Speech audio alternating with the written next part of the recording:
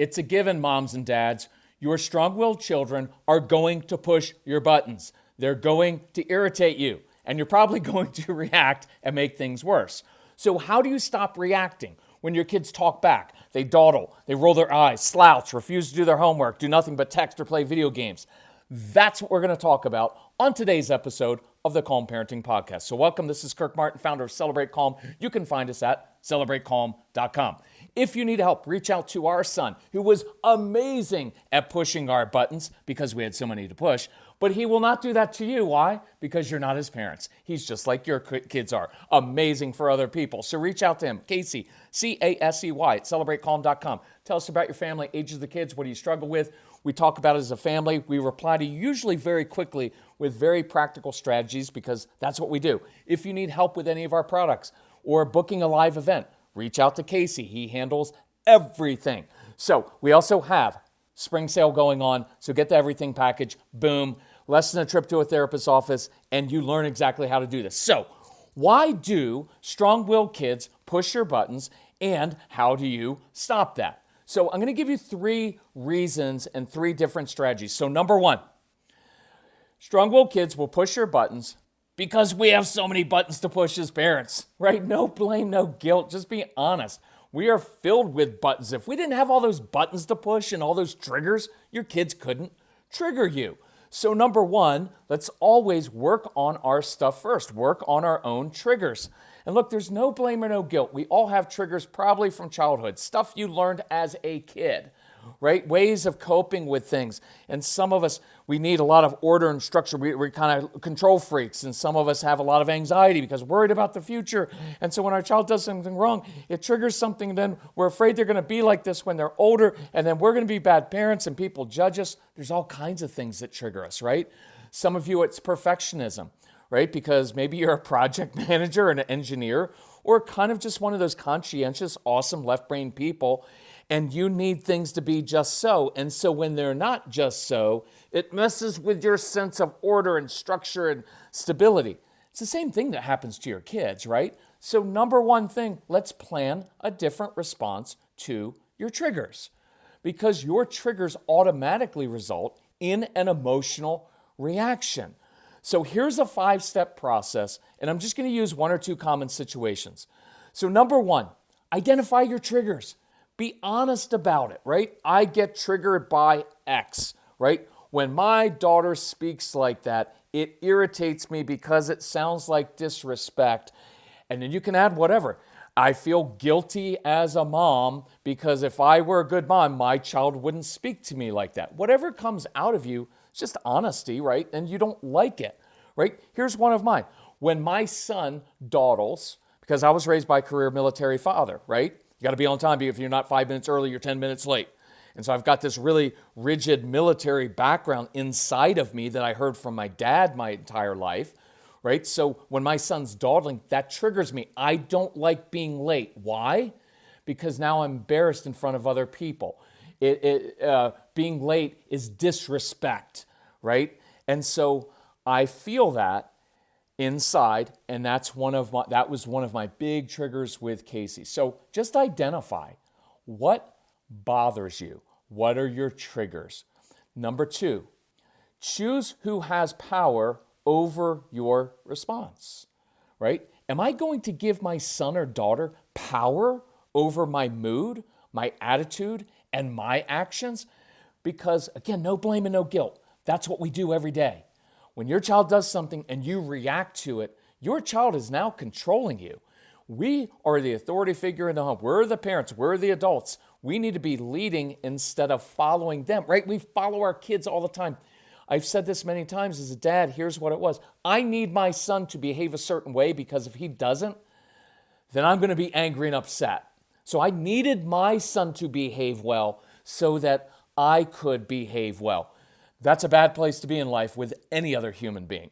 So let's begin to choose that of saying, like, I've got power to change this response. Number 3, write down, and I really mean, I'd encourage you to do this. If you go through the 30 Days to Calm program, which I encourage you to do, it's part of the Get Everything package, the Calm Parenting package, I promise I will work with you hand in hand to deal with your triggers.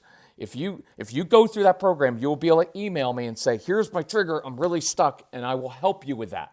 Because that means you're working on deep stuff, right? And it will free you. It is so cool to be liberated from always being triggered by things. So write down how you've responded in the past. Usually, when my daughter does X, I respond by yelling, lecturing, taking away privileges. Maybe it's stomping off and withdrawing. That's a common guy one. It's what I did. You know what? You guys be better off without me. You know what? Just let me go to work. You guys handle all the family stuff. I'm not good at this. Right? Because I felt helpless, like your kids feel helpless, right? We're all in the same boat. We're all basically just big kids trying to be parents. Is that not true? Right? If you really dig into it, we're still triggered by all this stuff from our childhood. And I want you to work on that stuff so you can be free from it. But we're not that much different, right? We just hide things better than our kids. We tell better little white lies than our kids do. So write down how you've responded in the past. When my son, dawdles, takes his time, is slow at moving, that triggers me, and I begin getting on him. And I begin using this kind of case, get downstairs, get your shoes on. That's the tone that I would use because that's my anxiety coming out and dumping all over him. So number 4, what has been the result of how you responded? The result of me demanding that my son move more quickly and getting on him with this tone of voice was always what? He would go more slowly. It was a negative result. It created the opposite result that I wanted. I wanted him to move. Yes, sir, right away, double time, right? But what my son knew was when I was in that mode, in that anxious mode, nothing he could do would please me. Because even if he did come running down the stairs, I would probably get on him about his shoes not being tied or his shirt wasn't tucked in or something small. I didn't like the way he did stuff, and it just always came out, right? And so the result of my previous reactions has been negative. I get the opposite result. It separates me from my child. It makes me feel guilty and leaves everyone feeling tense. And my relationships are strained and everyone feels negative. So the result of reacting to my daughter, when I lecture too much, I end up yelling. I end up talking too much and saying hurtful things has been, it begins to hurt our relationship and the trust is ruined, right? Everyone feels tense when this happens. And look, some of this, again, goes back to childhood stuff. You grew up in a tense home. And so guess what? That becomes very familiar. And these patterns repeat. It's probably why many of you married your husband, because he's just like your dad. And for 18 or 20 or 30 years, you grew up with this dad who has this pattern. You were used to walking on eggshells, not to upset dad and being quiet. And guess what? You found another guy who now can't control himself and you have to walk on eggshells. But guess what? It's kind of comforting because at least you know how to operate in that framework. You have your place, right? Those of you who grew up and maybe you had an alcoholic parent and so you had to become ultra responsible because if you didn't start taking control of everything, your family would have fallen apart. So as a 7-year-old or 12-year-old kid, you learned, I better take care of everything and micromanage everything because if I don't, everything in my life falls apart. So here's a little kind of nice little therapy thing I'll throw out for you that really helps me. So when you were a child, that trait served you very well. You had to take control, otherwise your life would have been complete instability. You were heroic in that moment and how you did that. But now you're a grown adult and you're still trying to micromanage and control when you get together with family members, right? Like vacation or holidays, you're controlling what everybody does and their reactions because that's what you learned as a kid. But here's where you get to free. Now you're a grown adult and you don't have to do that anymore, right? It's a very distinct change, right? But you don't beat yourself up for your past. It doesn't work. I don't beat myself up. Just honest about that's how I got that habit, that trigger. It doesn't serve me well anymore. So I'm going to break that pattern. That's really cool. And that'll change all your relationships. First with yourself and then with everybody else. And then the 5th step is let's choose a different response. Here's one of my favorites. choose an opposite response. What are you going to do differently next time? Do the opposite of what you normally do, because you can't always control your child's behavior, but you always get to choose your own response. And if what you're doing is getting you the exact opposite response. So with my son, when he was dawdling, no matter how many times, Casey, get down here. Casey, listen, if you're not down here in 3 minutes, right, and you know what happens then, it just escalates and escalates. And then he gives an excuse. I'm like, we don't make excuses for being late. If you're going to be successful in life. And then my wife was like, he's 5, chill, right? But we have all these things. And so he would go more slowly. I'd get on him about all the other things. So you know what I would do sometimes? I'd connect with him. Instead of yelling upstairs, I'd go upstairs and I'd compliment him on something or say, you know what? I can't wait to see, you know what? You've been doing really well on the ice when he was playing ice hockey. Instead of getting on him all the time about the negative stuff, you know what you've been doing well? Man, the way you've been back checking, dude, you're killing it out there. I can't wait to see you do that today.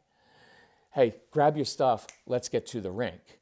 I connected because usually I get better cooperation or compliance when I connect. It's just human nature. So I did opposite of what I normally did. And guess what? I got an opposite response and I built the connection and now I'm leading my son out to the car instead of just barking at him to do that. I hope that makes sense.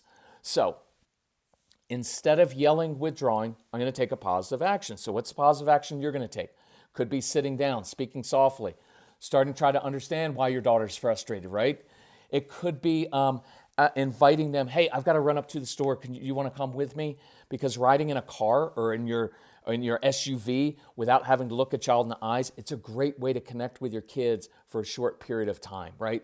So, number 2, I can't believe we're only on the second reason, but this is second reason your kids push your buttons, because it's a great way for them to get intense brain stimulation from you and their siblings. Many of you have kids who don't get enough dopamine or blood flow to the brain. Their brains are physiologically understimulated, and that's why they tap pencils and bounce their legs. It's why they fidget all the time. It's why they procrastinate. And it's why they argue like little attorneys and push your buttons. Why? Because when our kids do something wrong, what do? That's when we tend to react most and give our kids intensity. How many times do I have to tell you, right? We tend not to give a lot of intensity to the times when our kids are doing things right. Think about this. Strong-willed child is bored. So guess what he's going to do? He needs some brain stimulation. He's going to look at his sister or poke her, or better yet, almost poke her without touching her. What happens? His sister reacts, she yells, Mom, Cody's looking at me. And then Mom's frustrated because of all the stuff that you have to do as a mom. And she walks into the room and says, leave your sister alone. Well, Dad walks in and sees his wife upset, and that upsets him. Why? Because we as men are uncomfortable with other people's emotions that aren't happy. Again, probably a trigger back to childhood, right? We as men, sometimes we don't know what to do. We think we have to fix everything. Well, my wife's upset. I need to fix her being upset. So I'm going to give her a logical reason why she shouldn't be upset. No, wrong move. Honey, of course you're upset. You should be frustrated. You're married to me and we have 3 children. You should be upset a fair amount of the time, right? Because I don't feel the need now to fix and control everybody else's emotions. But that's what happens in this scene. So Dad jumps in and starts yelling at his son as well because he just wants quiet. Watch what just happened. One kid, by looking at or almost poking his sister, made 3, he didn't make them actually. I'm going to strike that word. He didn't make them upset. They chose to get upset. But by his provoking, by his pushing buttons, 3 other people got upset and gave him intense stimulation for his brain. Now, it's not a positive way to do it, but it's a way to get the brain stimulation, and it's human nature. What do? We all seek the path of least resistance. What's the easiest way to get my needs met? Well, his was just looking at his sister, and now 3 people are upset. And then you're training his brain to continue to do things wrong because that's when he gets intense stimulation for the brain. Does that make sense at all? Because the truth is that's not really his issue. It's our issue for reacting all the time. So let's do the opposite here. We want to proactively give kids positive intensity when they do things well. Hey, saw what you did right then? Nice choice, my friend. Shows me you're growing up. Fist bump. Lots of sowing seeds for good choices. Fist bumps, short and sweet, right? It's also why we recommend the mission and mentor approach as kids get older, right? For kids who need their brain stimulation, who are not internally motivated, they're just kind of wavering and just getting by in middle school or high school. We've got to get those kids focusing their brains and stimulating that internal motivation by getting them to use their natural gifts, talents, and passions outside the home, accountable to another adult. If you have a middle or high school kid, you've got to learn how to do this. And so we go through that in depth in the programs, right? So let's switch that around from negative intensity to positive intensity. Number 3, this is important just to realize about your kids. Your kids, strong-willed kids, push buttons because they're really good at it. Why? Because they're often very good observers of human nature. They can see patterns in things and people. It's often why they're also good at chess and checkers and Legos and seeing in 3 dimensions. So they know exactly what your triggers are, what your spouse's triggers are, and what their siblings' triggers are, and what their teacher's triggers are. And they also know how you react, right? So while they may not always read social cues that well, they're keen observers, and they get human nature. Right? It's often why they have a wicked sense of humor, right? During the holidays when the relatives are around, they make really witty, inappropriate comments about them. And you can't help laughing because they're spot on.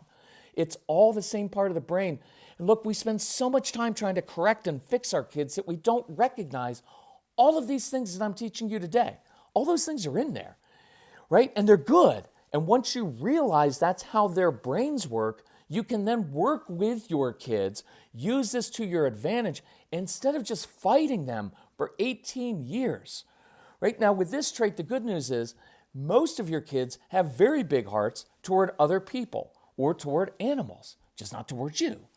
But one day they're going to use these very skills, that insight into human nature.